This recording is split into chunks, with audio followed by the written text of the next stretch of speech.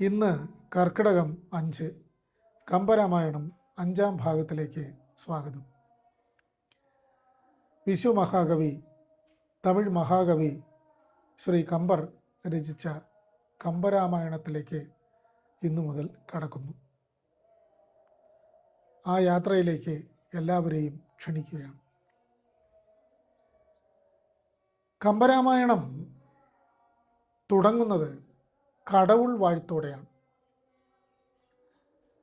ഗ്രന്ഥം മനോഹരമായി തടസ്സങ്ങളില്ലാതെ രചിച്ച് തീർക്കുന്നതിന് വേണ്ടി ഗ്രന്ഥകാരൻ അദ്ദേഹത്തിൻ്റെ ഇഷ്ടദേവതകളെയൊക്കെ വന്ദിക്കുന്നതാണ് കടവുൾ വാഴ്ത്ത്. കടവുൾ വാഴ്ത്ത് കഴിഞ്ഞാൽ കമ്പരാമായണത്തിൽ 8 ഭാഗങ്ങളുണ്ട്. ഓരോ 8 ഭാഗത്തിലും അധ്യായങ്ങളുണ്ട്. അധ്യായത്തിൻ്റെ പ്രത്യേകത കൂട്ടുകാർക്കറിയാമല്ലോ. ഒരു വലിയ വിഷയത്തെ നമുക്ക് കഥയായി പറഞ്ഞു കൊടുക്കുന്നതിനും പഠിക്കുന്നതിനും വായിച്ച് ആസ്വദിക്കുന്നതിനും വേണ്ടി ചെറിയ ചെറിയ ഭാഗങ്ങളാക്കുന്നതാണ് അധ്യായം. അപ്പോൾ ഇവിടെ 1-ാം പകുതിയിൽ 1-ാം അധ്യായത്തിൽ പറഞ്ഞു തുടങ്ങുന്നത് രാവണോത്ഭവമാണ്. പ്രതിനായകനെയാണ് കവി ആദ്യം അവതരിപ്പിച്ചിരിക്കുന്നത്. അതെന്താ അങ്ങനെ? അതിനെന്തെങ്കിലും ഒരു ലക്ഷ്യം മഹാകവിക്ക് ഉണ്ടായിരിക്കണം. ആ ലക്ഷ്യം എന്താണെന്ന് നമുക്ക് കമ്പരാമായണം മുഴുവൻ കേൾക്കുമ്പോൾ മനസ്സിലാകും. 1-ാം അധ്യായത്തിലെ പ്രധാനപ്പെട്ട കഥാപാത്രമാണ് ബ്രഹ്മദേവൻ, സൃഷ്ടിയുടെ ദേവൻ. അദ്ദേഹം സൃഷ്ടികർമ്മങ്ങളൊക്കെ കഴിഞ്ഞ് വിശ്രമിക്കുമ്പോൾ സന്ധ്യാനേരത്ത്, രാവും പകലും ചേരുന്ന നേരത്ത് തൻ്റെ സൃഷ്ടികളൊക്കെ എന്തൊക്കെയോ ബുദ്ധിമുട്ടുകൾ അനുഭവിക്കുന്നതായിട്ട് അദ്ദേഹത്തിന് തോന്നി. അത് എന്തുകൊണ്ടാണ് എന്ന് അദ്ദേഹം അന്വേഷിച്ചു.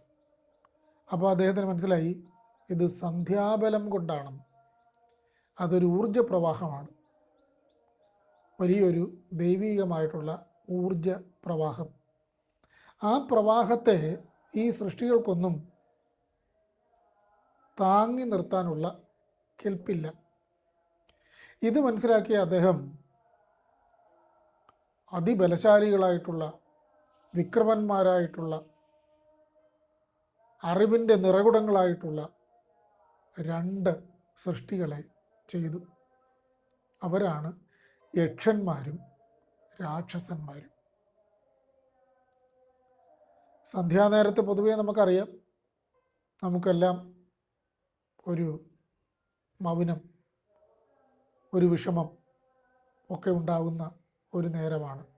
എന്തോ ഒരു മ്ലാനത.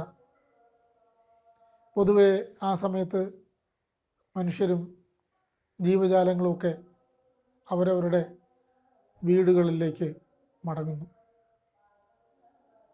മടങ്ങുന്ന ആ സന്ധ്യാവേളയിൽ ആ സന്ധ്യയെയും രാത്രിയെയും ഒക്കെ മുതലാക്കാനായിട്ട് ആവശ്യക്കാരായിട്ടുള്ള ജീവിവർഗങ്ങളൊക്കെ പുറത്തിറങ്ങുന്നു. അപ്പോൾ സന്ധ്യാവേള വളരെ ശ്രേയസ്കരമായിട്ടുള്ള ഒന്നാണ്. അതുകൊണ്ടാണ് നമ്മൾ സന്ധ്യാനേരത്ത് ഈശ്വര ധ്യാനം ചെയ്യുന്നത്.